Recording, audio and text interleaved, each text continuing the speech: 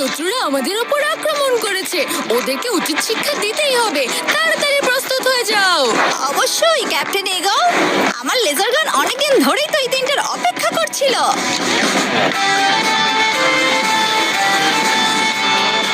Captain role mode, আমি এখানে পৌঁছে গেছি। আপনাদের কোনো ক্ষতি হতে দেবো না। এইটাই নিজে থেকে কি করে চলছে, আবার কথাও বলছে।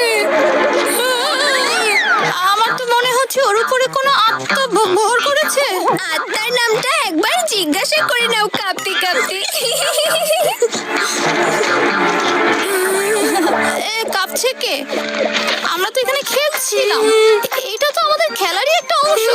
আচ্ছা, বড় প্ল্যান মনে হচ্ছে। তুমি কিভাবে জানলে শিবার এসিএস এর বিষয়ে? এসিএস, সেটা আবার কি? Automatic control system. এটা হলো প্রধান নিয়ন্ত্রণের অংশ। ওটা অন করা হয়েছে। আমার এই গ্লোভসের সাহায্যে আমি যেভাবে ইচ্ছা এটাকে নাড়াচাড়া করতে পারবো।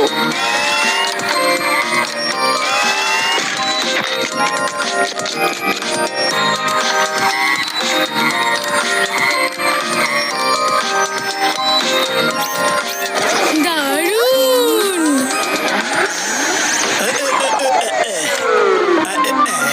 বেড়া, আমি যখন গাড়ি থামাতে বলবো গাড়ি ঠিক তখনই দাঁড়াবে। আমি যদি ওভাবে থামাই তাহলে আপনি ছিটকে বাইরে পড়ে যাবেন স্যার। থাক, বুঝেছি। আরে লাড্ডু সিং স্যার, এখানে কি করছেন? কিছু হয়েছে নাকি? না, তেমন কিছু না। আমাকে মন্ত্রী মহোদয় এখানে পাঠিয়েছেন। ইন্টারন্যাশনাল একটা রোবোটিক রেসলিং প্রতিযোগিতা হচ্ছে। স্যারের খুব ইচ্ছা ভেদা সিটি থেকে তুমি এই প্রতিযোগিতায় অংশগ্রহণ করো।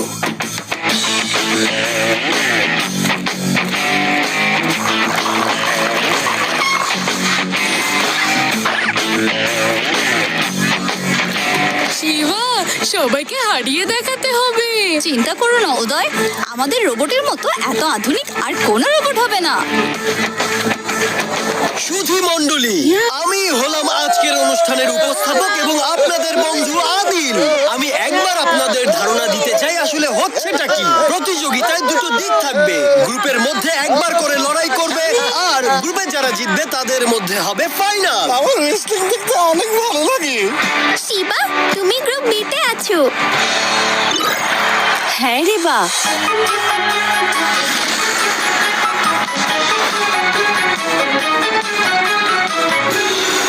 গ্রুপ বি এর প্রথম ম্যাচ শিবা